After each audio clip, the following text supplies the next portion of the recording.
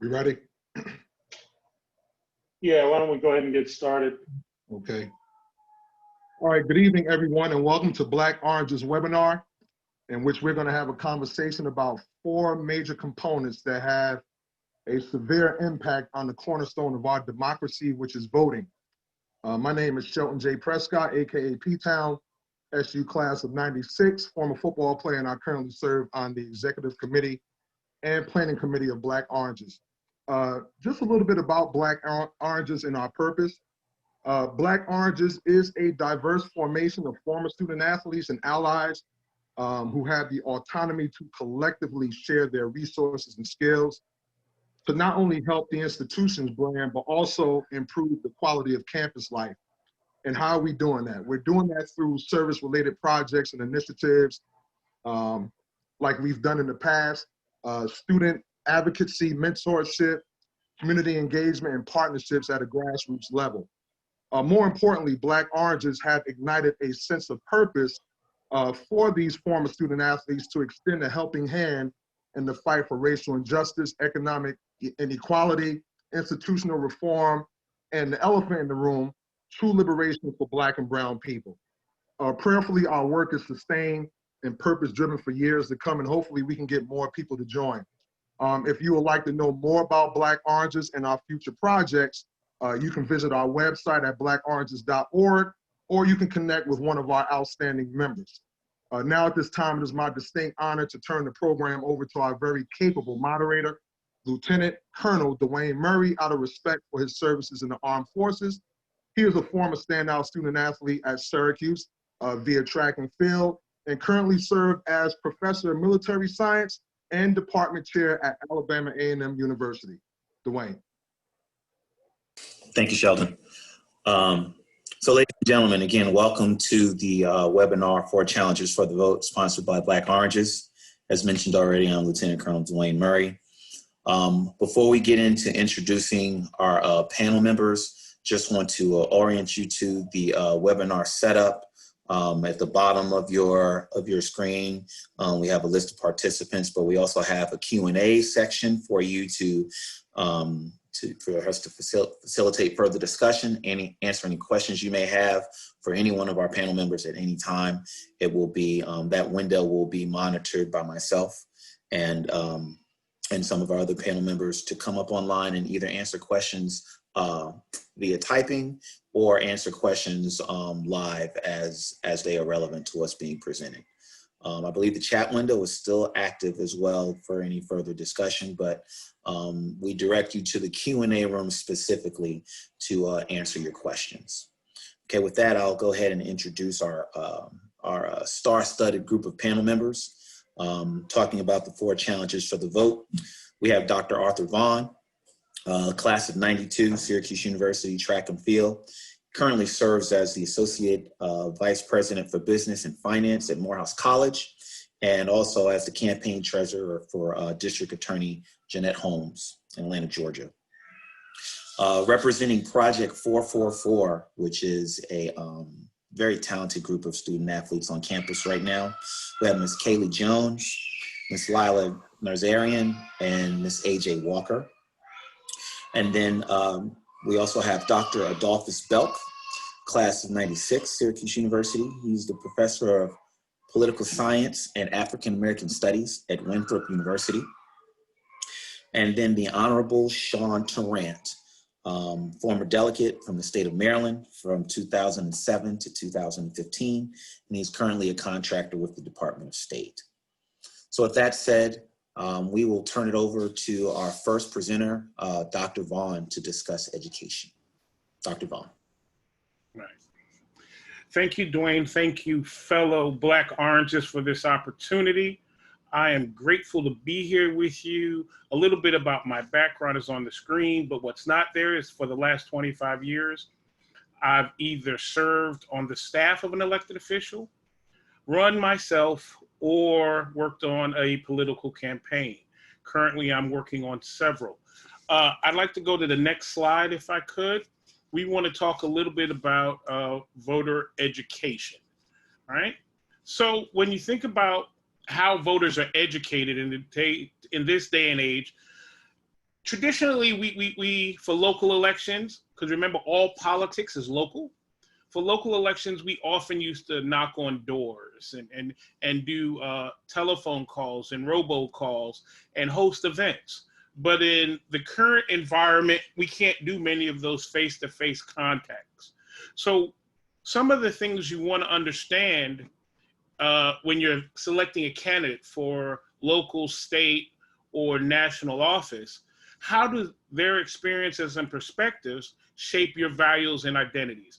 And we need to understand, just because someone doesn't look like us doesn't mean they don't have similar values or similar experiences. Obviously, there are going to be some differences based on where we grow up and how we grow up, but you want to understand how do their values and experience and perspectives align with yours. How does the candidate, do they have a voting history? What is their voting history? Is there some person that I need to tell my friends about? Because a lot of times it's word of mouth. You don't always get to meet the candidate or know the candidate, but does someone you know them, and what would they say about that person if it's just you and them one-on-one? All right? It always helps to get other people's perspectives, because even though you may know somebody, hearing different points of view and looking at things from multiple lenses is incredibly helpful in learning about candidates and trying to meet them the best you can in person. And then looking at news sources, and we're going to talk a little bit about that now. So most candidates don't have funding for TV ads. You see, right now, if you would switch the slide, right now we see a lot around, you'll see the president and Congress and senators often have the resources for television ads, as do most governors. But once you get more and more local, the opportunity to pay for television ads they don't have the resources to do that, all right? So when we think, what am I voting for? And why is my vote important? We are voting obviously for the White House. And in the most recent news, the most immediate conversation is around the United States Supreme Court. And what would the future of the Affordable Care Act, also known as Obamacare, be depending on who the next person is on the Supreme Court, and how that could affect people with pre-existing conditions and having coverage at all. That is and should be important to all of us. So we should never think our vote doesn't count when we're talking about national politics. The makeup of the Senate, the makeup of the Congress. Our votes matter in Washington when we do things. On a more local level, you might have a county supervisor or a county chair. Depending on where you live, they're called different things. I've worked for 2 city council people in Atlanta, go back please, as well as worked for 2 city council people and have been appointed to positions by, I think, the last 4 governors. So often when you think of the people that we're electing, why is it important? Because they often get to make appointments and they get to spearhead policies that affect us day to day. The Board of Education is the same. If some of us have kids, some of us will have kids in the future. How do policies made by the Board of Education affect us? So when we're thinking about voting and getting educated, we want to understand how the people think about boards of education. My particular school board member was one of 7 people, right? But he was an advocate for sending kids back to school this September, August actually, in the midst of COVID, right?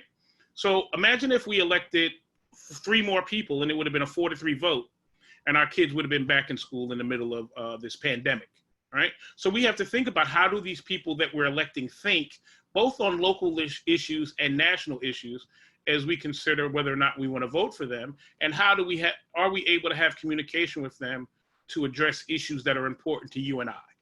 Now we can go to the next slide, please. All right, so what tools are we using in today's environment? As I mentioned earlier, the door-to-door, I met with 2 of the campaign committees that I'm working on today.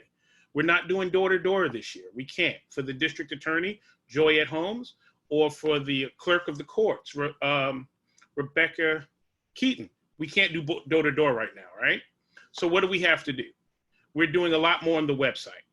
And so you can always go to a candidate's website. And before I get there, I want you to understand locally.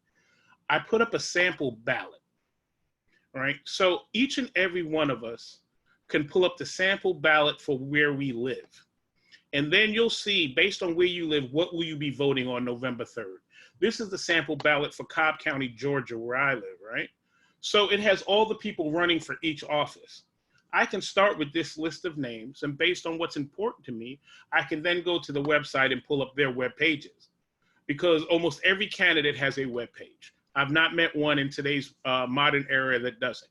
So you can start there and you're going to get their opinion of themselves, right? But you also can go to the local board of elections, and in different places it's called different things, but through the county seat, you can find out where that's housed in your particular county, right? Because most counties run the election even for a city.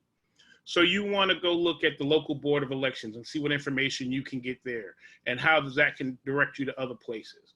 We have a tool called Ballotpedia. Again, you can take the names of the candidates and look at Ballotpedia, right? And see what you can find and do research once you know the names. So I would always start with the sample ballot so I know actually who I'm voting for, because I may think, oh, well, this person lives in Cobb and is running for Congress. Well, they may not be in my congressional district, so I may be wasting time looking up where they stand because I don't have an opportunity to vote for them, right? Because I live in the 11th congressional district, so me looking up the person in the 5th congressional district is not, even though they may be the shining star and all over the TV, I can't vote for them. So unless I plan to go campaign in another district, I'm going to spend more time looking at who's running in the 11th congressional district where I live. Also on the ballot, and I circled it in red, there are a lot of initiatives that we're often discussing. And most times, at least in my experience, right, you get to the poll and these questions, these ballot items that they want you to vote on. Sometimes they're raising taxes, sometimes they're lowering taxes, sometimes there's some type of policy issue on the ballot. So if I go get the sample ballot in advance, I can research and become more well-versed in what people are asking me to vote on. Because sometimes those ballot questions are a little tricky, right? And you think you're voting for one thing and you're voting for the other because the use of words in how it's conveyed on paper. And if it's the first time you're seeing it, you don't have an opportunity to process or understand fully what you may be voting for, right? So get a sample ballot in your jurisdiction and see everybody that's running, what party, what information you can find out about them. If they're incumbent, what is their voting history? Do they often skip opportunities to vote? That's a public record. If I'm an elected official and I've been absent for 40% of the votes, you may be like, well, how is this person representing anybody? They don't show up. Or if they did vote, how did they vote? And how is their voting history aligned with your values and things that are important to you, as we mentioned earlier. On the right of this screen, I've also put a couple of ways where we see people also getting information in this day and age. Like right now, the Cobb Community Alliance, which is where I live, they're holding a candidate forum for a different race, but I put an example. There's a lot of candidate forums. Again, since we can't get together, a lot of them are on social media and a lot of them are on Facebook, and anybody can come. And then there's one-on-ones. Raphael Warnock is running for Senate in Georgia. He's having multiple candid conversations where you have an opportunity to talk to him one-on-one. So social media is becoming much more used than before in elections. I even looked at the budgets today. Someone asked me the other day, in the campaigns you're working on, how much are you doing social media versus other forms like direct mail, robocalls, or direct calls? And most of the campaigns that I'm on, our budgets are 20% higher in our digital media spending than in our direct mail and in our calling, because people are getting more and more information off the internet, more and more information off of social media. It doesn't mean that we're not going to be calling people. It doesn't mean that we won't be sending direct mail, but the direct mail has to be targeted the larger the campaign.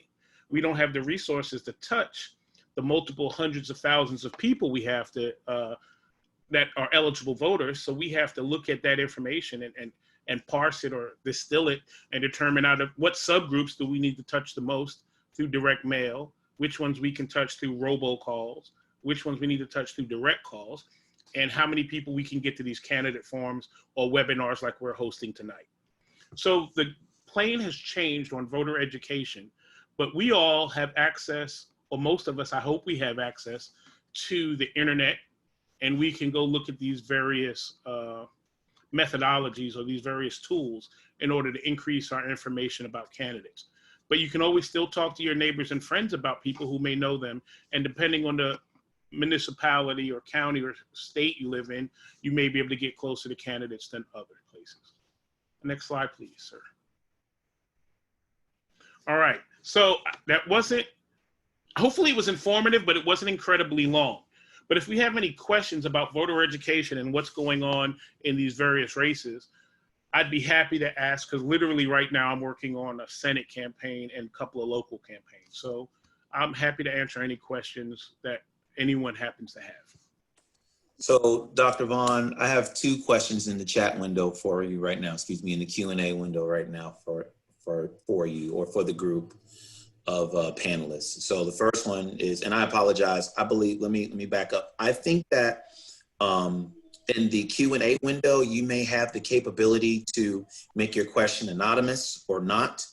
I just need to fact check that right now. So I just, the topic may be okay, but I'm just going to go ahead and list names when they ask the question. So Duke Pettyjohn asks, why isn't there ever a real concerted effort or movement for term limits?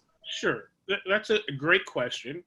And this is from my perspective, but we also have Sean on the call, and he may, as a state representative, have an opinion. But my sense is from working with candidates for years in Washington is that it's not in their vested interest to have term limits. We don't have term limits even in the city council where I live. The people who have to make that decision are the people in office, right? So it's not in their vested interest to give term limits to their length of service.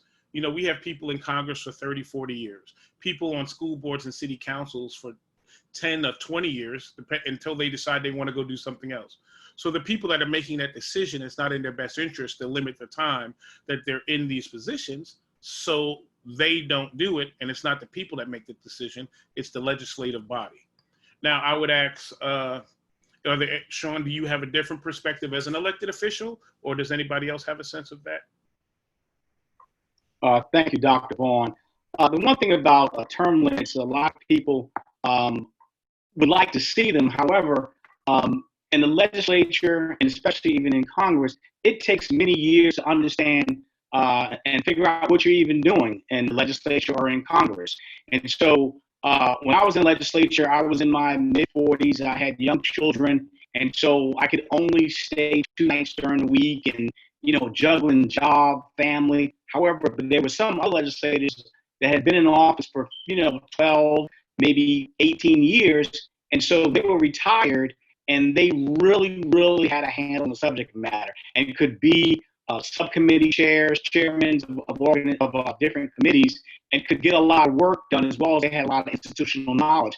If you kept churning people out every 4 to 8 years, no one would really ever have a chance to get a handle on the really weighty subject matters like death penalty, marriage equality, things about raising taxes. And so it's up to the people to vote them out of office. If you think that somebody should be in office, the other term limit way is to vote them out of office. So that's up to the people as well. But I understand Dr. Vaughn is saying the collective body is not going to give themselves less of the perks and less of being in office, because it's a huge benefit to be in office. Great response, you guys. I really appreciate it. I had another question and it went away. I know, I saw it, I read it already. Okay, good, go ahead. Well, the paraphrase, because I can't quote the entire question. The question was around what movement is afoot, or what movement are we working on to collaboratively to I found it. Go ahead. So the question is the question is, it says, my question is, what will be our strategy to combat voter suppression? I think that we are in a critical condition on this matter. Even in this up-to-the-minute digital age, there are modern-day terror tactics that are keeping many from the polls and exercising their right to vote, yet it's not brought to light and sparking outrage. And that's from Andy Carter. Well, again, I'm going to give my perspective, then open it up to the group. But one of the things I did is I became a poll worker, right? So I got my check today for being a poll worker in the primaries. You know, I think I might be able to go out to dinner by myself with the amount of money that came with it, right? But being a poll worker, I'm there and I'm able to watch what's going on, and I'm able to help answer questions for people who are confused when they come to the polls, whether they're at the right precinct, have the right identification. I'm also able to watch for people who may do things they shouldn't do, like the terror tactics you're talking about, people who try to campaign closer to the polling site than they should, closer than they legally are able to. So I'm able to not only help run the election, but also be an advocate. I'm hearing background noise. What's that? So also be an advocate. Oh, it's feedback. That's what it is. I'm also able to be an advocate for those who may feel disenfranchised or uncomfortable advocating for themselves when something happens at the poll. Another thing that we're encouraging people to do locally is do absentee ballots early. And where I live, and I'm only speaking for where I live, we have drop boxes outside of the central, outside of the board elections, where you can drop your ballot. So if you're worried about the mail and things that have been done to make mailing ballots more difficult or not get there in time, you can drop your ballot off 7 days a week at a box outside of one of the central polling places, which are dispersed around the county. And for those who even uncomfortable with that, we're really advocating for early voting. So we have early voting in Georgia, and it's starting on the 12th of October. And then Saturday voting on the 24th for those who don't have the resources to do it during the week because maybe of their work schedules or childcare or school or whatever that happens to be. But I would look at where I lived and say, okay, do we have early voting? When does it start? Can I vote on a Saturday? What are the hours? So maybe I can go during a not heavy time if I have COVID concerns, but I'm able to go vote in person if I'm concerned about it. Or can I be a poll worker? Can I take that day off and be in a, you know, not only you're working, but you're observing the process and help leading the process. I know everybody can't do that, but for different people, there are different tactics that we can use to address some of the voter suppression activities that are clearly going on, especially in Georgia, because our governor stole, and I'm an appointee of the governor, but I'm still going to say it, the way he stole office, right? He was the Secretary of State who led the election and cheated. And I'm his appointee, and if he sees this, I won't be an appointee for long, but that's okay. But we have to look at ways in which people are doing things and creative come out with tactics to suppress it.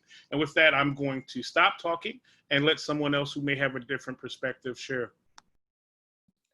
The second thing that you can do, in addition to being a poll worker, is doing your research, because voter suppression changes over time. There's things that are added. There's things that you never even heard of. So, for example, with Georgia a couple years ago, they had the whole thing where if you didn't have the same name for the past 30 years, you couldn't vote if your name had been changed at any time.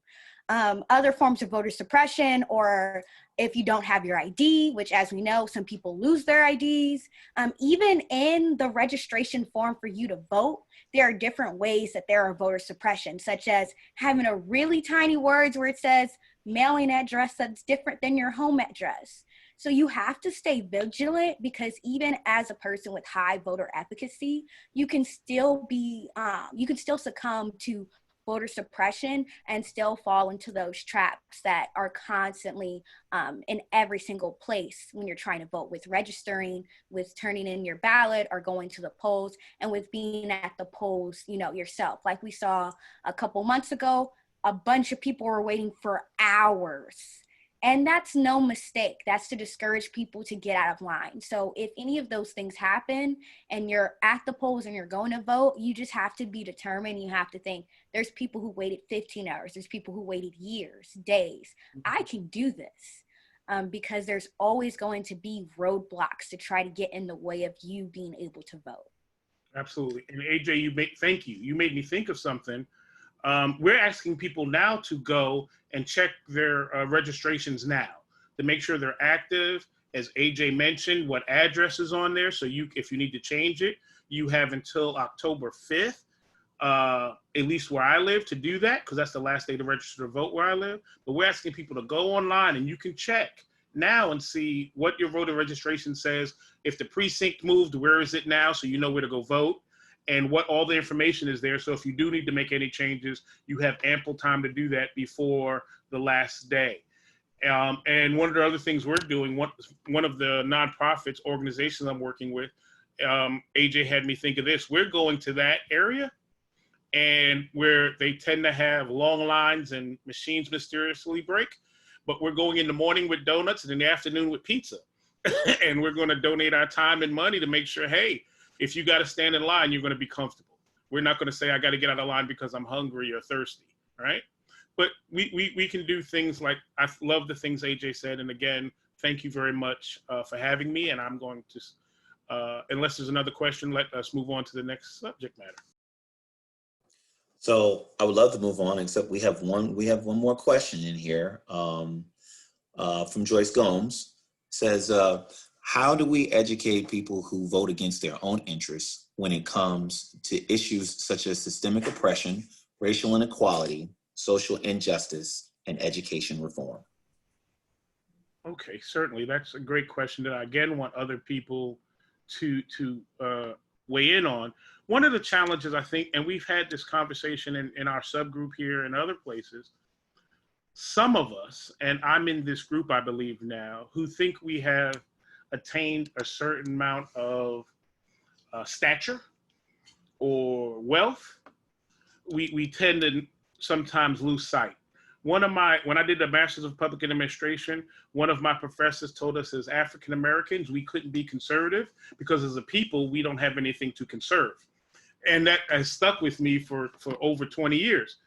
So we need to make sure people understand that social injustice, you don't buy your way out of that, right? A lot of these things that we see go on, they're not asking people when you get pulled over or when you get arrested or go to jail or when you get beaten or killed, they're not asking for your social status. They're not asking you where you work or how much money you make, right? And even on the other spectrum, we have some people who are on the lower end of the income scale who don't get that they're voting against their self-interest when they vote for people who aren't going to do anything. The farmers are a perfect example. They voted by and large for the Republican candidate 4 years ago, and farmers are hurting more now than they were before.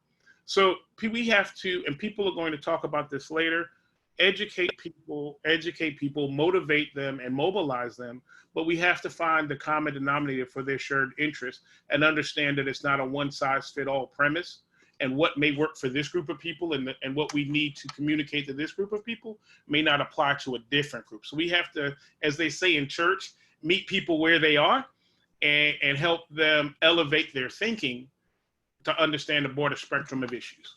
But I'd love to hear from some of the other panelists because I know they have amazing ideas.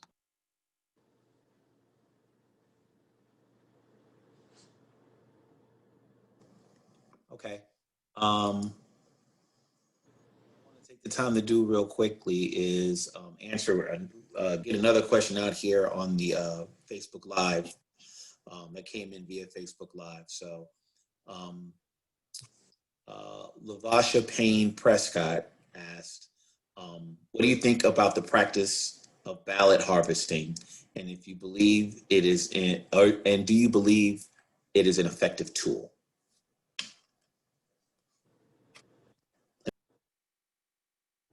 That's for any of the panelists to go ahead and Yeah, please. I don't know what ballot harvesting is, so I'm going to have to defer to someone else. But Dwayne, if we do have time, there was one question that came up in our chat about voting party politics, and I'd like to address that and then move on. But I don't know what ballot harvesting is, so I'm going to have to defer to someone else. Okay. Dr. Belk, I did see that you did answer that in the chat room. If you want to address this question real quick, because when you do answer when we do type in responses from the Facebook Live, that when we answer questions on Facebook Live, they don't come back out the same way they go in. So the only way that they'll get your answer is via this form, a live response. So do you want me to speak to the question about ballot harvesting or? Yes. Well, there are some states. One of the things we have to understand about voter participation is that while there is some federal oversight for a variety of different reasons, some of them related to voter suppression, voter registration and participation processes are a matter of state law. So each state gets to determine for itself what its voter registration and participation practices will look like. Some states allow people to do ballot harvesting where you'll have a third party collect ballots and then deliver them. Now, for my own part, I'm not feeling that. There's something about me from Brooklyn that looks at that and says that's kind of shady. Like, I wouldn't trust something as important as my vote into the hands of someone else that I might not know, not knowing what's going to happen with those votes. I don't know if they'll end up in a box somewhere in the trash. And there have been some issues in races just recently where ballots were harvested but then never delivered. And so it leaves too much room for me for untoward shenanigans where people are really out here doing things that they shouldn't do. So rather than ballot harvesting, I would just look at all the legitimate, careful, and effective ways that I can cast my vote. That's really important when we're talking about a pandemic, that while people might be bored with it, it's not done with us. You can find ways to vote absentee, allowing yourself more time. You can deliver the absentee ballot to your precinct. There are those types of things that I would explore rather than ballot harvesting, because to me, it's just too important to leave in someone else's hands. All right, thank you, Dr. Belk. I know I'll redirect real quick to Dr. Vaughn. I'll read the question and then we'll move on to the next presenter. So John Ellington asks, and I believe this is the question that you were talking about, Dr. Vaughn. Do you ever foresee a time where the collective American populace will stop voting for those politicians that work against their own interest? All right, thank you. First, I'd like to thank Dr. Belk, because now I know what ballot harvesting is. Thank you very much. I didn't know. But I hope that we've evolved that way. I know that this November, I'm looking at qualifications, because some of the parties where you have to run by party, it makes no sense. Like where I live, we just got rid of Superior Court judges having to run on a party, because their job is to apply the law, regardless of whether you're a Democrat, Republican, Independent, or some other party. But for our district attorney and our clerk of courts, these are positions where we expect them to apply the law evenly, regardless of a party affiliation, but we still make them run in partisan races. So hopefully we can look at the characteristics, and that may be the same in some of the other states and cities our viewers are in. So when we do the research and get educated on the candidate, who's qualified? Because in some of the races I'm referencing, one candidate is immensely more qualified than the other, but they're in a different party, right? And then, but then in another race, in the sheriff's race, I'm going to vote a different way. So my ballot's going to be split this year, because locally, and when I said all politics is local, I'm looking at the qualifications and how that person is best going to administer justice in this instance, or have public policy that is going to be a qualified person that's going to best represent the people. Now, when you get to a Senate and the president, it gets a lot more tricky, right? Because whether we vote that way, they tend to vote in blocks.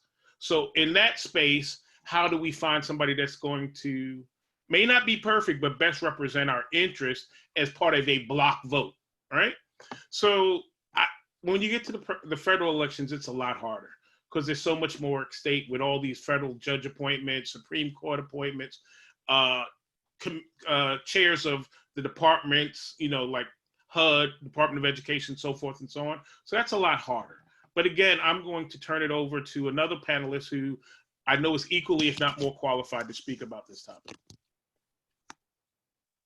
Well, as far as voting for people based on, you might feel as if, well, they're not my party, but I like what they, stand for.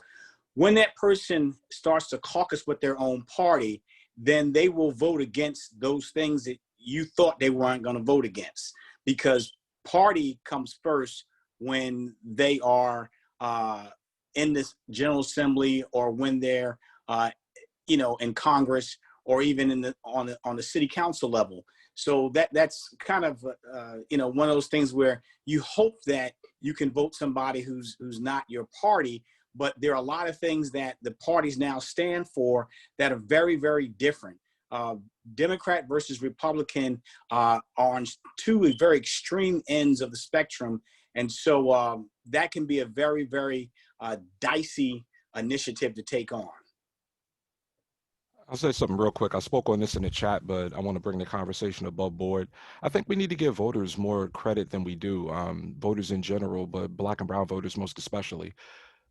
Voting in the way that some of us might want people to vote requires a lot of time and effort. It takes a lot of time to figure out who these people are, where they stand, so on and so forth. So people are making some intelligent decisions given how they might want to spend whatever little leisure time they have. And they use party as a cognitive shortcut. I might not know who you are as an individual, but if you belong to this party or that party, I know what those parties stand for, and I can make some inferences from what I know about the party in general to where you might stand in particular, and I use that to make a decision. Now, for Black voters and brown voters to behave differently at the polls, that requires both political parties to present them with viable alternatives, and that's something that infrequently happens as far as those voters are concerned. If you saw them being presented with viable alternatives, then you might see something different with regard to their actual political behavior. But in terms of voting party, it's a cognitive shortcut, and we use cognitive shortcuts all the time to make different decisions because we just don't have the time to gather all the information necessary to make this really high level, super intelligent choice.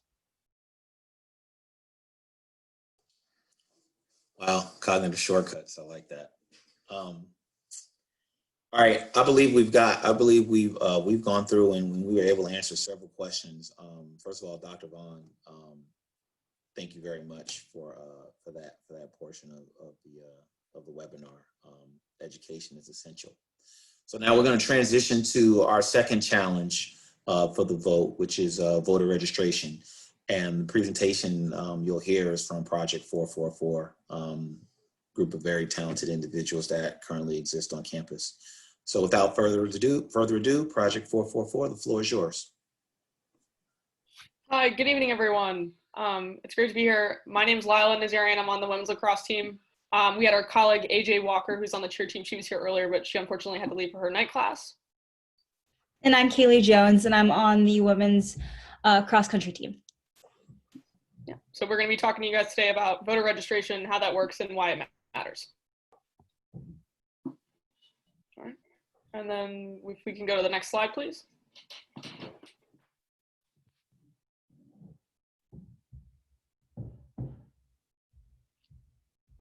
If we go back one more, please, sorry. There we go. Okay, so our mission is to provide voter education and engagement resources for student athletes, coaches, and the Syracuse Athletics Department. Recently, we've partnered with the Student Association, so we're trying to spread this more towards the whole campus, but our domain as Project 444 is specifically student athletes. And our main goal is just to empower student athletes, coaches, and admin to utilize their civic duty and to vote, and then to not only vote in this election, but to continue to vote in local, state, and national elections in the future. If you'd like to go to the next slide. There we go. So we just wanted to quickly give everyone an overview of the voting process, just so that we're clear about where our roadmap is starting. So the first step in the voting process is what we're going to be talking about tonight, which is registering to vote. So we're going to talk about what that process is and what it entails. The next step after that is to decide how you are going to vote in terms of your format. So whether you would like to vote in person or by mail, and then obviously choosing your candidates and your ballot items, which other speakers on this panel will kind of go into more depth on. And then the important steps after that are to make note of your deadlines. We'll touch on this later, but there are, obviously very different deadlines for each state and for each part of this process. And so it's important to take note of those, be diligent of those. And then obviously the last step is to vote, complete the process itself. But we're going to be talking mostly about this first step today, which is registration and why it matters. If we could go to the next slide. So as Lila just mentioned, the realities of voting differ per state, and even within that state, differ if you're voting in person and if you're voting by absentee ballot. So different states have different registration dates in terms of voting online, or like to register online if you're going to vote by absentee ballot, and to vote or register to vote in person. And different websites have this date. You can go on your state website, or you can go to vote.org and enter in your state information to find these deadlines. The next reality, we are currently in a pandemic, and this will change different people's access to voting. So going in person may no longer be an option if you're taking care of someone or you are at high risk to contracting COVID. Some states have offered absentee voting for everyone now because of this reason, but again, you still have to make sure you register on time for that. Then the next we'll speak about a little bit more later, but is voter suppression. This has been a very real thing in the past with things like Jim Crow, and is still, as mentioned earlier, with Louisville during the primaries, and right now with maybe taking away polls is a very serious issue. And then there are other issues such as ADA accessibility and limited polling places and timing. And if you want to go to the next slide. So now the big question, right, is like, so why is it important to cast this ballot? What is your ballot doing and where is it going in terms of how it fits into our system? So we put this graphic together just to kind of make a visual for that so that we all can see not only the 3 different levels that our ballots matter for, but also the huge number of things that our votes matter for. And so we can't always individually make decisions about things like the local taxes in our town or the school zoning, but we choose the people who make those decisions. And so a lot of people in the state of New York, this is a really common thing, say that their votes don't matter, right? Because New York on the national level is not, known as a swing state. But if we break this down into the 3 levels of government, we see that the vote in New York is actually incredibly powerful at the state and local level.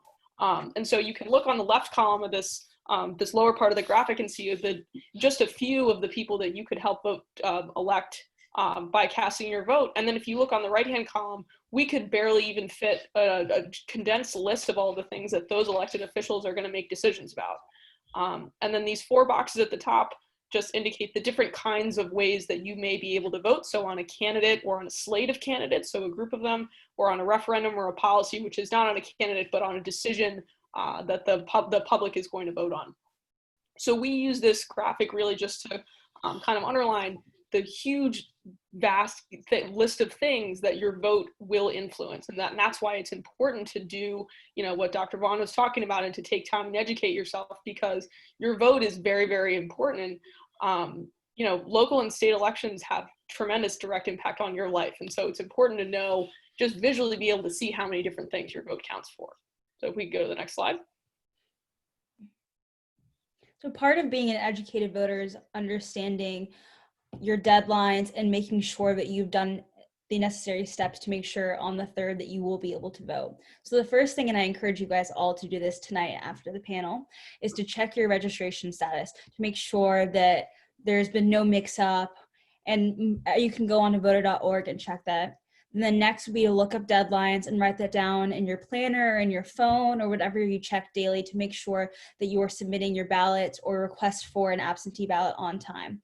And then the next would be to, if you're going to do absentee, make sure you request the absentee ballot. So most times now they offer a online, so you can actually go online, register, and it will send you an email, or you can still do paper, and they'll mail the request to you, fill that out, and you mail it back. Then the next step would be decide whether you're going to vote in person or by mail if you are going to be home on that date. And then learn what's on your ballot. As we'll talk about in a second, there are sample ballots, so you can go ahead of time and make sure you understand what other issues besides the presidential election that are going to be on your ballot this November. And then last is to encourage your family and friends to do the same. We're all busy, and so sometimes just that extra nudge to a friend, like, hey, remember to vote or remember to register, is all they need to remember to do so. And then if you want to go to the next slide. So these are some of the tools that we at Project 444 have been sharing with our student athletes.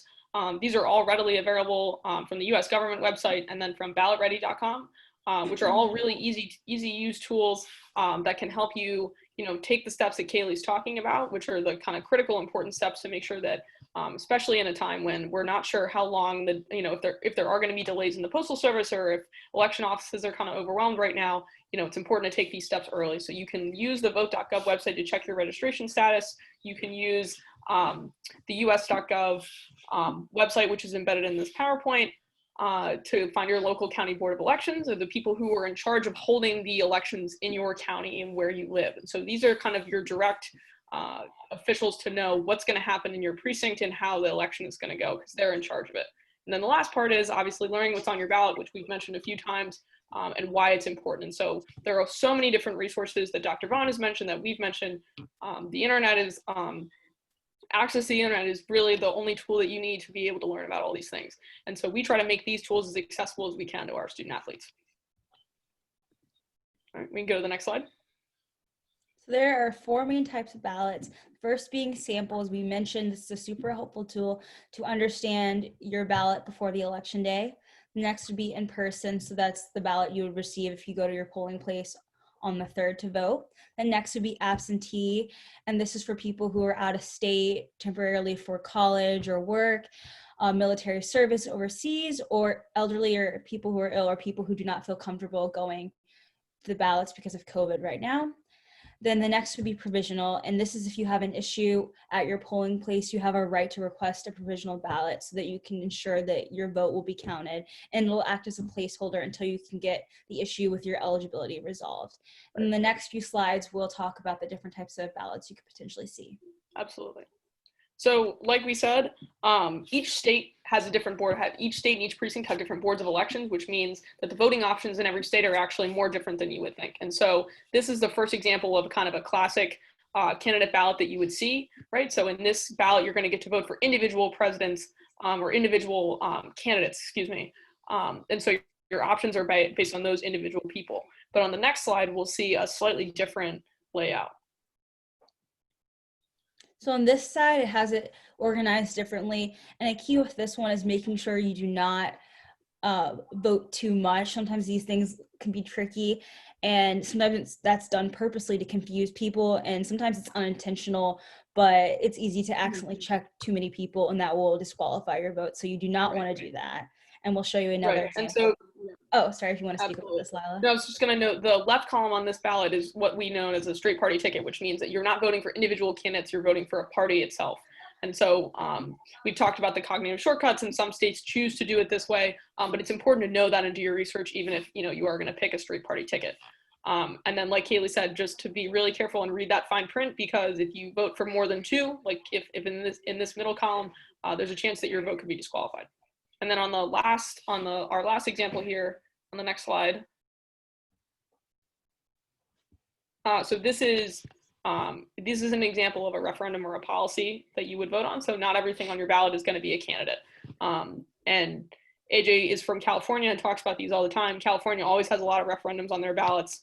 So we've spent a lot of time trying to help people prepare for those things. The Ballot Ready website will show you these items as well. And so, I mean, there's a lot of text here and a lot of big words. And so sometimes, when you're trying to get your ballot filled out, they always put these ones at the end. But it is important to read these because, as we can see on this one, there's a lot of decisions about school districting and funding for schools. That's obviously really important to all of us. And then if we go to the next slide. So we have this graphic to show how important voting is on any level. So this is for New York State, and it has the different bills, or the number of the different bills that are signed into law, bills awaiting the governor's signature, and bills vetoed by the governor. So this is a great illustration of, on the state level, of why your vote matters and who you have in the position, like what their job is basically. And if Lila, if there's anything you want to add about this one. Sure. Yeah. I mean, my big takeaway, so this is from the New York State House website. And I saw this and I was really struck by it because I'm not that great at math, but these 3 numbers added together is over 1,000. So that's over 1,000 decisions that the governor and the members of the State House of New York have made, right? And so your one vote is basically accounts for at least 1,000 decisions just made in between 2019 and 2020 up to now, right? And almost 200 of those have been shut down by one person that we all voted for or didn't vote for. Right. So the decisions that our elected officials make are really important. And the over 1,000 bills on this graphic represent things from COVID relief to school districting to road regulation to all these different things that affect us every day. So I thought this was a really great graphic that simplifies the idea, but we can just look at these numbers and know how important the elected officials we put in place are. And then on the next slide, we want to talk a little bit more about why it matters, right? Because it's great to understand the structure. It's great to understand, which candidates you're going to vote for, but it's hard to feel like you want to go out and vote if you don't feel like it matters. And obviously start off by saying that voting is our primary tool to be part of the democratic process. It's not our only tool. It's not always, the most readily available tool. Obviously, there are folks in this country that are actively suppressed from expressing this right. But it's important to remember that your vote is not limited to the people that we elect. We've been talking a lot about policy decisions, but elected officials also make decisions about who serves on our courts and who makes those decisions, which are incredibly important and powerful. And like we've been saying, local elections are really, really important. I mean, if you think about the road you drive on in your neighborhood and the school district near your house and, who picks up your trash every week, like those are local election decisions that have a huge impact on your day-to-day life, way more than anybody in Washington would. And I think Kaylee and AJ and I feel really strongly that this is part of being a globally connected citizen and a part of being an adult in this country. And we think it's really important that, we think about this right and we think hard about, if and when we choose to use it and for whom. So if you want to go to the next slide, we will now open up for questions, but we also wanted to thank Black Oranges for having us here tonight. We really appreciate the platform to speak about this. It's fantastic. That's an excellent brief. I'm not going to speak for the panelists, but I mean, yeah, we were blown away just having the opportunity to have you here. There is a question that has been that's out here on the chat group from Facebook, and it says, what inspired each of you to start this initiative at Syracuse University, and how can we work to increase numbers amongst your generation? Kayla, do you want to take that first? Sure. So I was inspired. So growing up, voting was never an optional decision to me. My parents instilled that voting is a necessity and it's something that people, including your family members, fought for you to have access to. So to not vote would be kind of a slap in the face to those who fought really, really hard for you to be able to. And then also it's important for your voice to be heard. And this is one of the ways our voices can be heard in ensuring that the decisions that our leaders make are reflective of the values of the American people. And coming to Syracuse, my freshman year, I was able to vote in the 2016 election. And I realized that this was not a sentiment that was shared by everyone that I was friends with or was in class with. So when Mark Trumbo, our intern advisor, asked Lila and I what we were really interested in working on this semester as our project, this is one of my first thoughts. And Lila, if you want to go ahead and answer that part for yourself. Yeah, I mean, I think AJ and Kaylee and I are all kind of the odd ducks out in the sense that we came from very politically active families. So I thought of voting as normal as filing your taxes, right? It's something that you do because it's your role as a citizen. It's important. People have fought for you to have that right. But I think we also came together, with huge support from Mark Trumbo and from other people in the administration. Our athletic director has been super supportive of us, but we said that we really wanted to do this because we would really wanted to create a space for student athletes to feel like they could be engaged in, the determination of our future, basically. And there's so much happening around us and there's so few ways to feel like we can be effective. So I think at least for me, I felt like this was obviously not the catch-all solution, but this was a way to get our student athletes involved in the community around them more so than they already are. And just to kind of, add that perspective. I think a lot of us felt the way that I did. I mean, I think the second part of the question on there was about how we can involve more people from our generation. And I know at least I can speak from personal experience. I think my generation feels acutely that this election is incredibly important. I think we feel as though our future hinges on what happens in the next, 6 to 12 months. And so I don't really think there's a lot of work to do in the sense of making us feel the urgency of the moment. I think it's more of an activation question of how do we get people engaged to buy into this process? As I think, as most younger generations are in different periods of history, I think we feel a little bit disillusioned from the structures around us, but it's important that we feel like this isn't our only solution, but we're trying to get our teammates and our classmates to kind of buy into this structure and to know how important their vote is in this. I mean, we are the largest voting bloc, or one of the largest voting blocs in the country. So we feel, Kaylee and AJ and I feel it's incredibly important for our student athletes to do that and be leaders in that respect. Definitely, I completely agree. And you see, like, internationally, like Greta Thunberg, the Swedish activist, you know, like people our age are passionate about topics, and when given the platform, do wish to speak about this. It's just sometimes the assumption that, oh, like it's kind of the imposter assumption. We're too young, like it's not our time, but it is. You're never too young to have a voice and want to make a change in your community. And sometimes it's just a matter of empowering those to do so.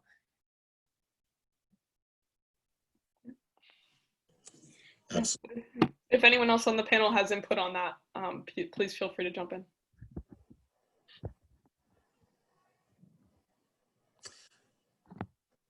I think you said it all. I think you said it all. No, that's fantastic. You know, we're inspired by your level of inspiration and involvement. And I think that the way that this panel, or the way that this webinar has been set up, definitely you set the stage for the handoff to the next speaker in a fashion, the next presenter that is just, you know, it's the ultimate La Pass, right? To use some sports references. So so that said, we'll move on to our next speaker. And thank you as well for you know, a great informative presentation. So Dr. Belk, Dr. Adolphus Belk is our next presenter. And we will turn it over to you now. Please take it away, sir. Thank you. Again, Adolphus Belk Jr., class of 1997, double major political science and African American studies. And shout out to the homies. Melvin Mason, class of 1996, passed away a couple of years ago, and Ramir Green, class of 1997, passed away this summer. I can't do anything Syracuse related without thinking about those two brothers, and I really miss their friendship. You can get my next slide, Lieutenant Colonel. So I suspect most of the people on this conversation don't need to be sold on the importance of voting. I think in many ways we are preaching to the choir that these are people who understand their rights, understand the price that was paid for them to be able to participate in the process, and are very much looking forward to being engaged in this election, but also in politics in between elections. So I'm talking to you not as people who need to be motivated to learn why it's important to participate, but I'm looking at all of you as the type of people who are leaders in your families, in your communities, in your states, that might be in a position to motivate others to participate. And if you can understand some of the reasons why people participate and why they don't, I think that you'll be able to better connect with people to make the case for why they should get involved in some way during election cycles, but also in those critical spaces in between. So first, we know that prior political behavior is a predictor of future political behavior. This works at a macro and a micro level. We know that for groups that have enjoyed uninterrupted, uncontested access to the franchise in the past, that they're more likely to participate than those for whom access to the ballot has been a struggle. White Americans participate at a rate much greater than other racial or ethnic groups, and they've had a smoother pathway to citizenship and the rights that come with citizenship that include voting. We look at this country's earliest immigration laws, and if you were white and you could get to the New World, you could get to the United States, you could stay. And if you were white and male, in about a year, you could be a citizen. These were measures that were created in 1790. That has not been the case for a lot of different types of people. So for those groups for whom access has been contested, their story is a bit different and their participation rates are lower. 2012 was the first national presidential election where African Americans outvoted their white counterparts. And that outcome was used as a way of undermining the Voting Rights Act of 1965 when it came up before the Supreme Court in Shelby versus Holder in 2013. So that's at the macro level. At the micro level, we know that individuals who have participated in prior contests are more likely to be engaged in future contests. It's sort of habit forming. A second factor is socioeconomic status or class. And when we think about SES, we have to consider the combined effect of educational attainment, occupation, income, and then finally wealth. We know that there is a strong positive correlation between those variables and political participation.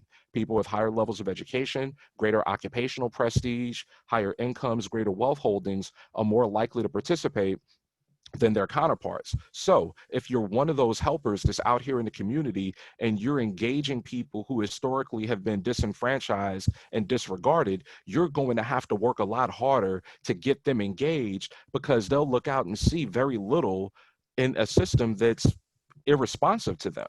So you're going to have to dig a little deeper to get those people involved. We know there's a strong association between age and engagement. Older Americans are more likely to be registered or more likely to vote than younger Americans. There are only a few things that are going to keep older folk away from voting, and that's basically incapacitation through illness, bad weather, or sickness. So if you're looking at younger people, they might pay attention to certain things, but then when it's time to vote, you know, that interest might slip. They might say, well, they didn't vote or they don't care because the candidates didn't really speak to them. The candidates are placing sure bets, and financial resources during a campaign are not unlimited. They're going to put their money on those people that they suspect are going to be reliable come election day. So younger people might say, well, I don't vote because they don't talk about the issues about which I'm concerned. And they don't talk about the issues about which you're concerned because you don't vote. So it becomes this sort of secular thing. So for those of you that are organizers at heart, you're going to have to work harder to get those younger people out. Interesting data point. Right now, millennials are the largest segment of the American voting age population, even larger than baby boomers whose numbers have thinned as a result of deaths. So there are more millennials, people born between 1980 and 2000, that are part of the voting age population than there are baby boomers. But if you look at who participates at the highest rate, it's still boomers. You look at who holds positions in government, it's still boomers. So there's some room for some generational turnover here, and there's certainly room for more people to participate in the democratic process. Resource mobilization is a fancy way of saying that you're more likely to be involved if someone asks you to get involved. Now, the ask is more powerful when it comes from someone that you know. So for those of you that are doing organizing and you're organizing in communities where you have some esteem as a result of your professional exploits or your prior community involvement, you're an opinion leader, and people will look to you for direction. They'll look to you for leadership. They'll trust you. And if you're if you're the person doing the asking, that's going to resonate more powerfully than if it were someone like me who they don't know, who doesn't live in their community. So resource mobilization is key. Psychological factors, some of our earlier presenters touched on this. The two in particular I'm thinking about are trust and efficacy. People who trust the government are more likely to be registered and more likely to vote than those who don't.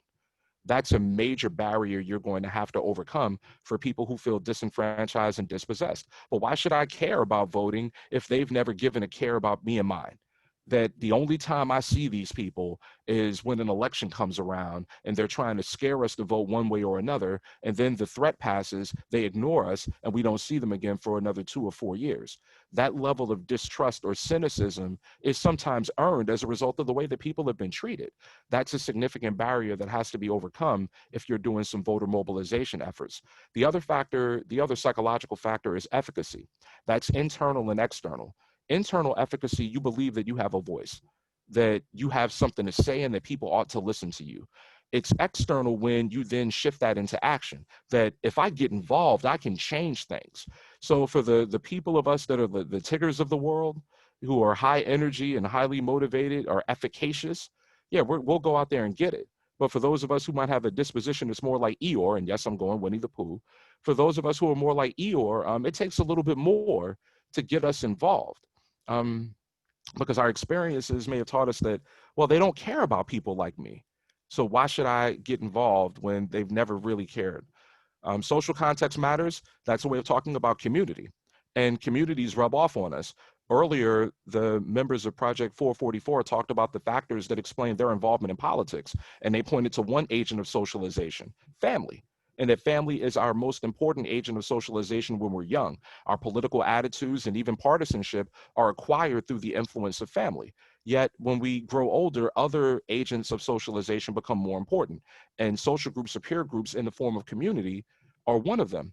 If the people in your neighborhood get amped about elections, that's going to rub off on you. If they show no interest, that's also going to rub off on you. 7 is empowerment in the candidate pool. Sometimes we get excited about voting because there are people who get us excited about voting. A candidate comes along that speaks to us in some way. In 2008, there were people who felt like the Barack Obama campaign at the national level was like a movement and not just an ordinary political campaign. Folk got really caught up in that vibe about hope and change. In my home state of South Carolina, my now home state of South Carolina, you know, there was an elderly Black woman in the Greenwood area who is a longtime political organizer, and she would come into the meetings and people would say, hey, fire it up, and she'd say, ready to go. Obama got that from her, and it was that movement sort of ethos that got into the political campaign that made it feel different for a lot of people. There were people who felt similarly in 2016 about Donald Trump. There were a lot of people who participated in those Republican primaries and caucuses across the states who previously reported not participating, and they supported Donald Trump. And you might think, well, why would they support someone who's not a politician? That's exactly why they supported him, because he wasn't a politician. These are people who felt let down by career politicians and believed that someone who was from outside of that space could bring the kind of change that they believed in. So sometimes people get empowered by the candidates, and that draws them into the process. So having some juice or energy in the run matters. Finally, here's civic engagement. For people like the people on this call who are involved in campus organizations and community organizations, faith-based groups and the like, you're much more likely to be engaged than people who are not involved in those things. So all of these factors help us to understand what motivates people to participate. And for the organizers amongst you, I think they can help you figure out how to reach those people who go in the other direction on these factors. Colonel Murray, can you hit me? Wait, he's talking to you. Yeah, I know he's talking to me. I got So you on mute. Thanks, dear. with this slide, we're thinking about, well, why should people participate? And I think Dr. Vaughn and our fellows at Project 444 did an excellent job of laying out the should. We know that politics is a struggle over the leadership, structure, and policies of government. Elections matter because when you have a critical mass that controls a legislative body, whether it's a city council, a county council, a state legislature, or a national legislature, you get to determine the political agenda. Party control over those institutions matters because they have different priorities. And even when some of the policy priorities are similar, they go in very different directions when it comes to pursuing particular policies. Beyond that, they get to decide what the government should do and for whom the government should do it. People tend to be loyal to the constituencies that campaigned for them, that funded those campaigns, and that have supported them throughout the process. Yet, even if your candidate didn't make it, if you live in a city, you live in a district, you live in a state, you're still a constituent, whether you voted for those people or not. And as a constituent and a taxpayer, you have the right to make claims upon them and to demand that they be accountable to all the people that live in their district or city or state, regardless of party affiliation, regardless of prior support or the lack thereof. So the policies matter. We look at something like Stand Your Ground. This group, Black Oranges, grew out of concerns about police brutality and the killings of Black and brown people in the streets without due process. So we look at a measure like Stand Your Ground. It was a ballot initiative that came, or it was a model bill that came from the American Legislative Exchange Council that was introduced first in Florida and then spread to half the states in the United States. It took the Castle Doctrine, which allows you to use lethal force inside of your home in self-defense, and extended it to anywhere you had the right to be. And we see something like this coming into conflict with open carry measures, which allow you to take your weapon wherever you want to be. John Crawford was killed at a Walmart in Ohio looking at a toy gun for his son, and Ohio is an open carry state. So those rules didn't apply to him. If you want to see some of these things change, then you have to look at politics not only at the federal level of government, but at the state level where gun laws are also regulated. It's a concurrent power. Feds can do something, the states can do something. So you have to look at these levels of analysis, and that helps you to figure out how and why you should be involved. So give me one more click, Dwayne.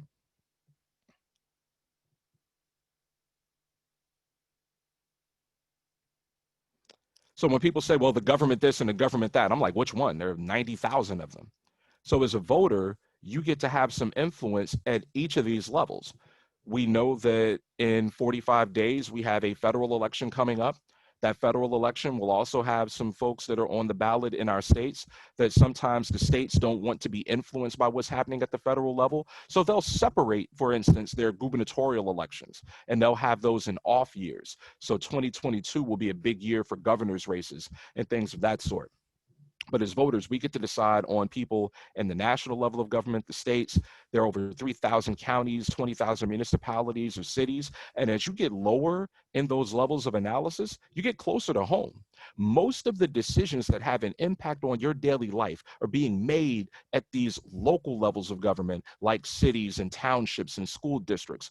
And I know in places like Mississippi, there are people who are on school districts who don't have children in those schools, who don't really have a material interest in those schools other than something that might be questionable.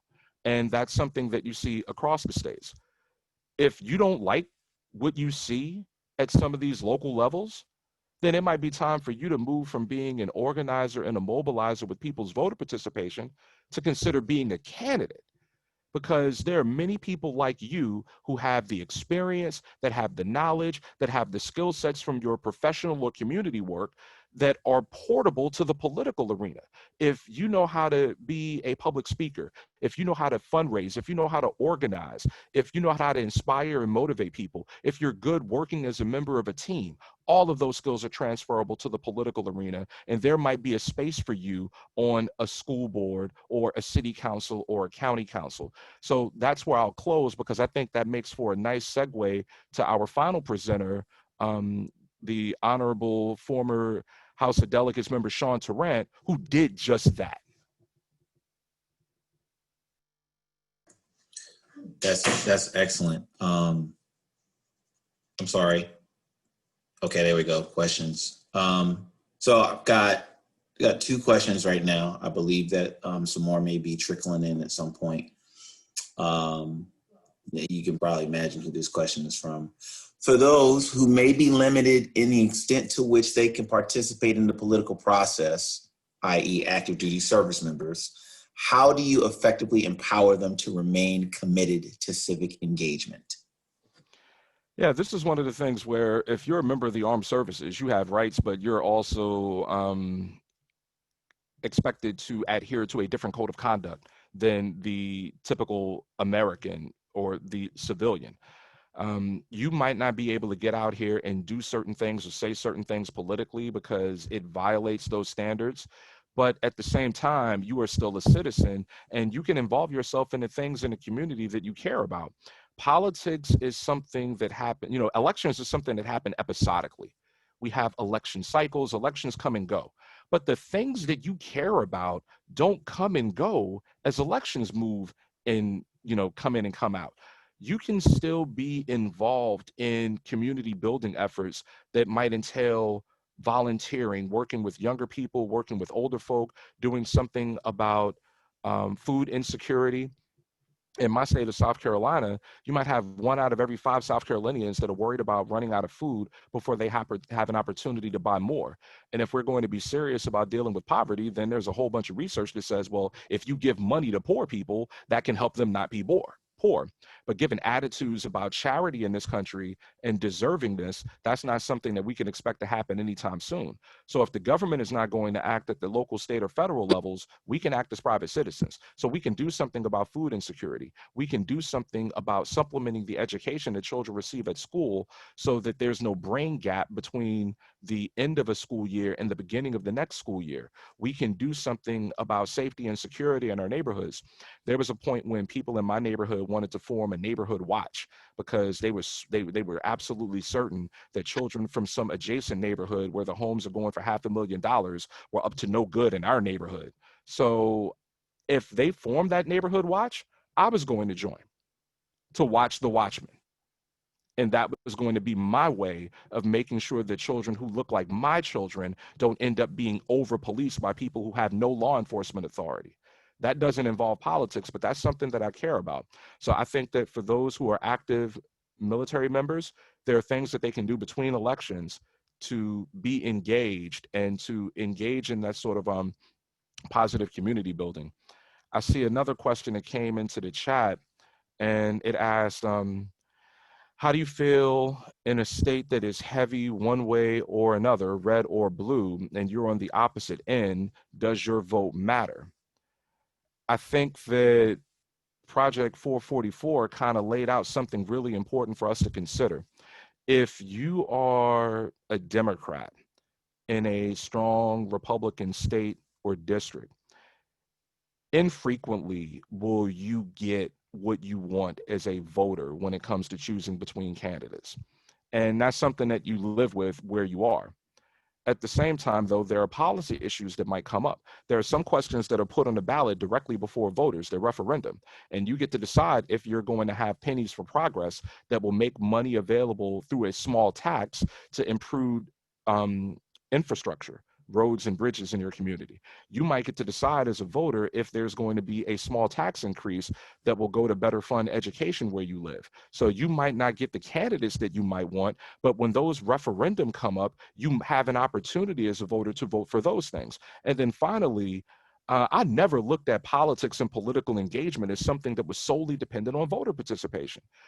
You vote when the elections come up, you make the best choices that you have, given that the options that you have, and you have to acknowledge our choices are restricted. The choices we make are limited to the choices that we have. So you make your best choices, but then you have to ask yourself as a citizen, what do I care about that motivates me to participate in elections? And how can I be involved in making a better world dealing with those issues in between elections?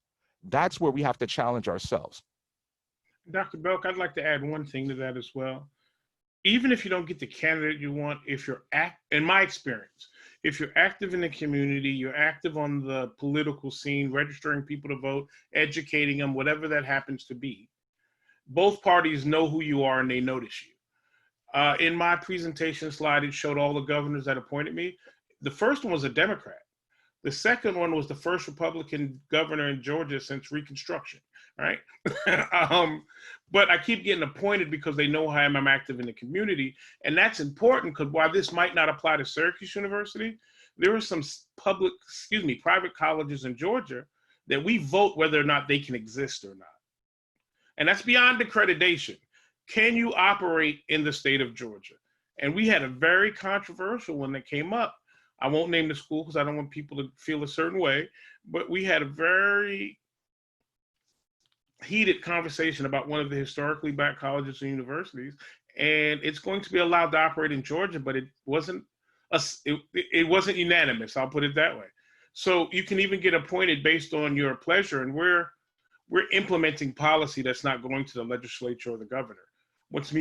So you can be active and very engaged even while you were in college. Because when I was at Syracuse, I forgot the committee I was on, but one of the city council members in Syracuse appointed me to something while I was a student.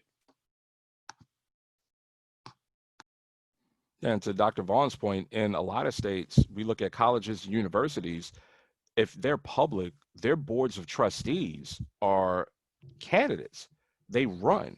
And so there's another opportunity for you to serve, and you don't even have to be a member of that university's alumni base to be on a board of trustees. So there are levels to this. There are different spaces where you can get involved. And I would just say, look at the things that you care about and see how the opportunities align with your interests and pursue them as hard as you can. Because sometimes you can't really make the waves you want to make until you can get into a room and shake a table. Well put in terms of being involved and getting to the point of what's going on. All right. Hey, are there any other comments the panelists would like to add to this portion of the presentation? Hey, Dr. Belk, that was spot on. Appreciate those words. All right, over to the Honorable Sean Tarrant, Senior. Sir, the floor is yours. Thank you. And thank you, Black Oranges. And I want to send out a special shout out to my younger brother, Brian Tarrant, who is a 1996 graduate and also a football player at Syracuse. So thank you for including me in Black Oranges. I'm not a Syracuse graduate. I'm actually a Norfolk State University graduate. But if I can have Mr. Murray, my next slide, please. All right, it's your world. When I say it's your world, I'm not just talking to young people. I'm talking to the middle-aged people, I'm talking to the old folks, because when it comes to state politics, it allows you to impact national and local policy, given a patchwork, and also it's the policy and the politics all kind of work together. Now, for example, because we did not have a national policy decision about coronavirus, we have a disaster. And so you have individual states taking it upon themselves to close when to open, are masks required in different states. So you have the virus kind of shifting around the country because there's not one national approach. So sometimes the state will step in, and then what will happen is they'll become a national decision on a level of Congress, and the White House will come into play because the folks in Congress don't have the political courage to get it done. And we see that playing out right now with the coronavirus. As a Maryland legislator, I voted for key issues like marriage equality, abolishment of death penalty, gun control, driver's license for undocumented workers, and the Affordable Care Act, now called Obamacare. And so the one thing I really, really want to stress is that we talked a lot about what you can do as an individual to help political process, getting people registered, voting for folks. I'm going to talk about what's in it for you. And so what's in it for you is, as a person that gets involved with the legislative body, your state legislature at your state capitol, there's a treasure chest of all professions, from accountants to zoologists, that have to be voted for funding, also scope of practice, and other types of business decisions that are made, how these businesses function. All decisions are made in the General Assembly. And so if you are a young person, it's just a really, really good opportunity, if you're in college or recently out of college, to do an internship. In my 8 years, I had 8 interns, and one of them, gentleman by the name of Adam Milam, he came to me in college. He was at Johns Hopkins University. He went on to get his PhD in public health. Now he's getting his, now he's actually a physician. He has his MD. But he started off with me in healthcare in Johns Hopkins and became a doctor. Another person, Ryan Harrison, this guy was really super smart, Johns Hopkins as well. It's in Baltimore. Young brother went on to get his master's, to do extremely well. Young lady named Nicole was on my team. What she did was actually got her company, Care First, one of the big blues, to pay her salary while she volunteered to work with me during my 90-day session. Why would Care First do that for her? Well, the thing is, she was going to have the ability to work with a legislator that was on the health committee and the insurance subcommittee. So everything they wanted to know what was going on behind closed doors, they had Nicole, who was working for me, and she was there. There was no conflict of interest, but that's the kind of unique things that can happen when you volunteer yourself, because she got paid and she got to learn a lot about the General Assembly. And she also went to law school and is now an attorney. I have another person, Keenan Jeter. Guy was going to University of Baltimore, got his master's, and now he's working for the Biden-Harris ticket. Gentleman named Nick. Met him during one of the student events. He now is an attorney, graduated from Georgetown Law. And for the older folks, I had one guy who graduated from Morehouse, was going to Johns Hopkins, doing his residency, and he was like, there's so many things that the legislature decides on when it comes to doctors, and we do. As far as the whole issue of physicians paying malpractice insurance, that is handled by the General Assembly. We decide as far as how much people can sue for and things like that. And so he decided to work for me for the 9-day session. And so now he's on the city council where he lives, and he's still an ER doctor. But now he sets himself apart from other folks because he actually has served with somebody who was in the legislature, and he's still a doctor. Next slide. Okay, and so if you decide to intern with someone in the legislature, whether it's going to be interning them at the Capitol, or being someone's campaign director or social media director. There are so many times in college when you graduate, people will have a 3.5, 4.0. They'll have a lot of the same summer internships that you had. Well, guess what? If you decide to work with the legislature, that will separate you from your peers.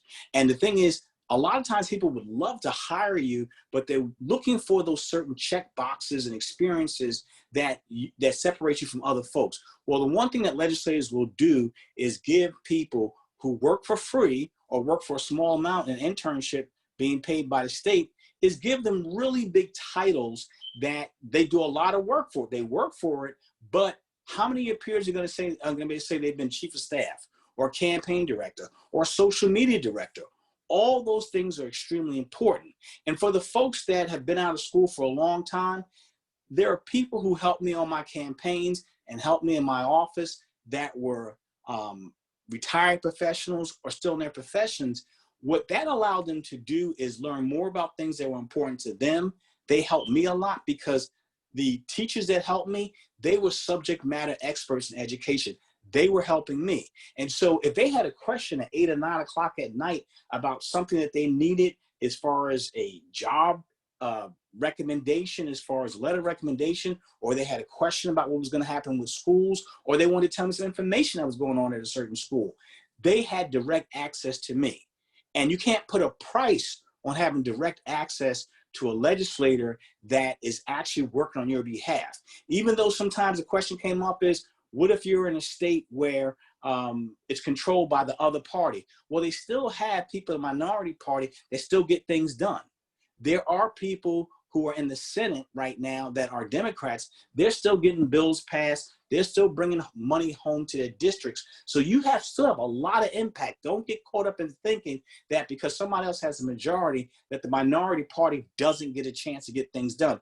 Because like in Congress, you know, the House and Senate flip every 6 to 8 years sometimes. And so they take turns being in charge. And that's why they have things set up where the other people in the minority party still get a chance to participate and also bring home dollars for their community. And so that's what I wanted to stress more than anything, is that there are a lot of different things that you can do to stay involved. I love saying this to people about politics, and especially running for office. Money is important, but even more important is having people that care, that are knowledgeable, and that are available to help that legislator out. If you have a relative and you're running for office that has actually no money, no car, can't get anywhere, could be bedridden, that bedridden relative that would be on the phone making 20 to 30 calls a day, telling a potential voter how great you are and what you accomplished, that person is priceless. So politics is one of those things where you get a chance to find out what people actually think about you. And I learned that from a long-term delegate from the state of Maryland who told me that if you ever want to know what people think about you, run for office. And his name was Howard Pete Rawlings. May he rest in peace. And so I want to stop there. And if there are any questions, I'll go ahead and take those now and share them with the panel as well. Thank you. That was great. I don't see any questions in the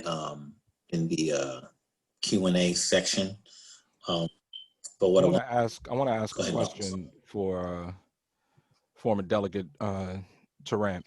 One of the things we talked about in our lead up to this was, how can people be effective in between elections? Like, what are some of the things that you've seen from your former constituents or when you were a member of the legislature where people really had an influence on how a member behaved on an issue or approached an issue?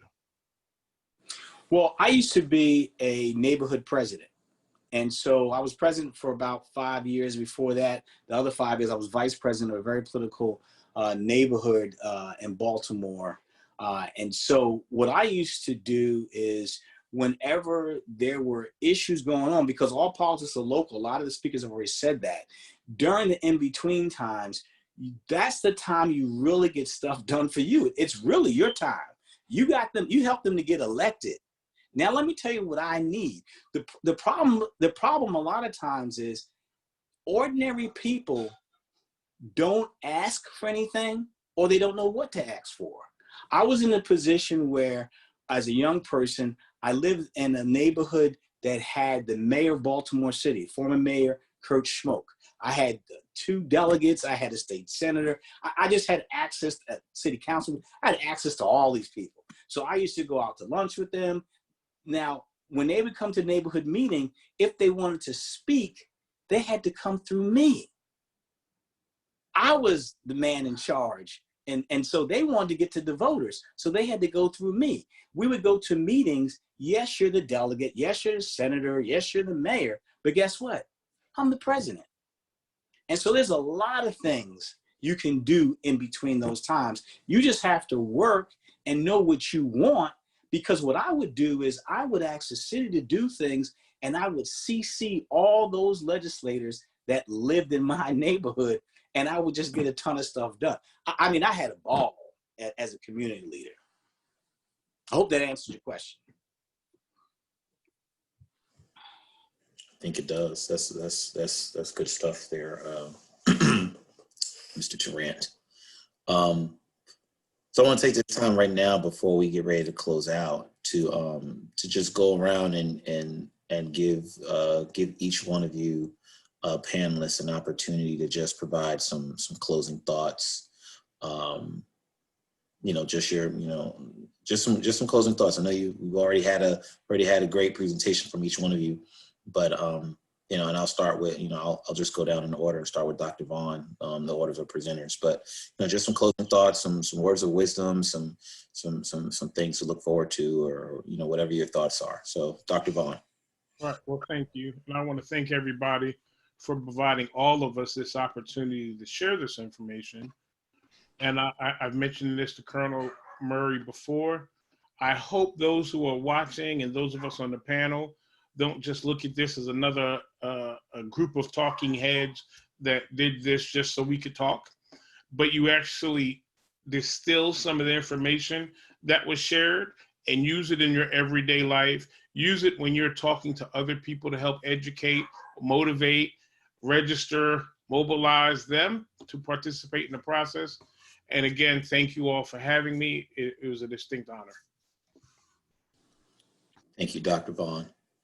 Over to Project 444.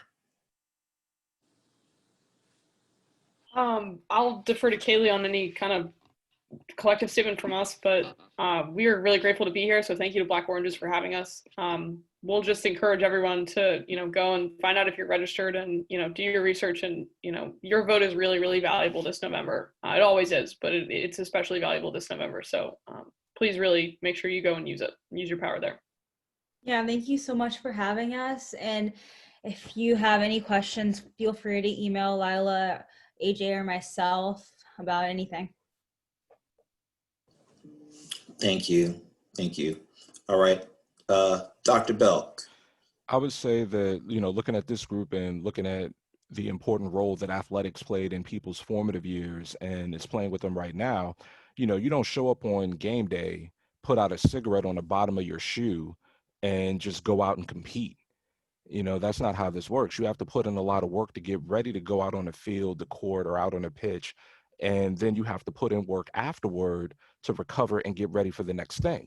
And we need to look at politics the same way. It's not just about the election. You put in a lot of work going into it to make your choices, but then you have to keep working beyond the election to get the things that you want to see happen. This isn't fandom where, your team wins, you cheer, and then you go on with the rest of your day. If you really care about these things, you have to stay involved and hold people accountable for what they say and do regarding the issues that you really care about. So my thing is to just stay focused, stay engaged, and keep pushing. No struggle, no progress. Thank you. Mr. Tarrant, sir. Thank you. Relationships. I encourage the people that are join the Zoom call, and actually those speakers as well, panelists.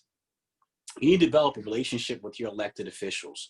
Once you have a relationship, then you'll see the things that you want to get done in your community and your state will get done, because now you'll have an advocate for you, an advocate that is so busy sometimes that they're willing to allow you to write what is the position that you want to fight for, and they'll put it on their letterhead and they'll put it into a bill. For example, my own daughter, when she was a student at the University of Maryland, College Park, she thought it was wrong that students would have internships and they would not be paid for it. And I kind of agree with it, because to me, that's a form of discrimination as far as income discrimination. If you have really highfalutin internships and people don't get a chance to be able to participate because they don't make any money.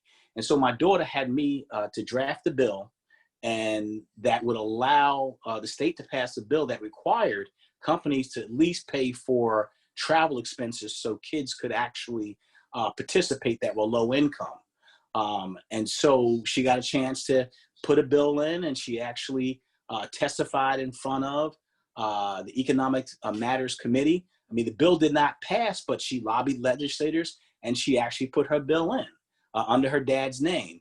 And so you can do the same thing. It doesn't have, you don't have to be a person's child to get it done. You just have to be committed and have a relationship. So thank you so much. I wish you all well. I appreciate you. Thank you. Again, I thank each and every one of you for taking the time out of your very busy schedules to be able to provide this informative piece of information for everybody who's both on the Zoom call and in the digital space. It's not by happenstance that we've had this opportunity and that we've been able to gather you together and talk about education, motivation, mobilization, and just continue to keep up the knowledge and understanding on why we should vote and be registered to vote. That said, I'll turn it over to Shane Prescott. Again, thank you very much for being a part of this opportunity. Over to you, P-Town. First off, thank you, Dwayne, for doing an outstanding job as moderator. And on behalf of Black Oranges, once again, we want to thank all of our panelists for doing an outstanding job and giving us a thorough lesson on why our vote is important. It has power and it has purpose. In addition, with our civic responsibility, that is not a one-shot deal, it is a lifetime commitment. And whatever we want our communities and municipalities to be, we must first be ourselves and modeling those expectations civically in our everyday life. But once again, thank you. Congratulations to all of the panelists that did an outstanding job, and look out for future projects that we will have with Black Oranges, most notably our upcoming town hall meeting. We're still trying to finalize a schedule with the director of public safety at Syracuse University. Just to circle back a little bit, we had a town hall meeting with some of the students at Syracuse University, most notably Not Again SU, that talked about police and community relations on the Syracuse campus and abroad. So now we want to get the perspective from the director of public safety at Syracuse University. So please take note of that when we get that information out as early as possible. And I did notice with Dr. Belt, we did align this program one day before National Voter Registration Day, which is tomorrow, and it's always the fourth Tuesday in the month of September. So it was apropos that we had this program prior to that. So once again, thank you. Outstanding job. God bless you all. Dwayne, is back to you. Thank you. Team, again, no further comments. I'll turn it over to, I believe, Brian Tarrant for final closing comments before we depart. Yeah, thanks everybody. Dwayne, Kaylee, Lila, Dr. Belt, Dr. Vaughn, and my brother Sean. Just wanted to thank all of you. Tremendous job. everybody that tuned in tonight and watched what we had to say. I appreciate the support. As we move forward, we're going to do more of these type of webinars. For those that aren't necessarily Syracuse University, we are going to always touch on subjects that help everyone and help us have a more inclusive society and a better reflection what you see on this call. Looking at Kaylee and Lila and AJ, looking at these three young, tremendous people really gives me hope that my daughters and my son are going to grow up in a better world. So look out for more of these type of things from us, and really, again, appreciate all of you coming out, and go Orange. Thanks, everyone.